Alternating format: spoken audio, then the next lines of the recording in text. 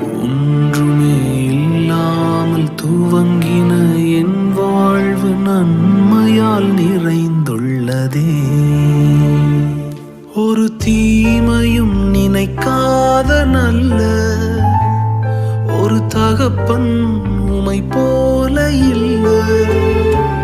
ஒரு தீமையும் நினைக்காத நல்ல ஒரு தகப்பன் உமை போல இல்ல.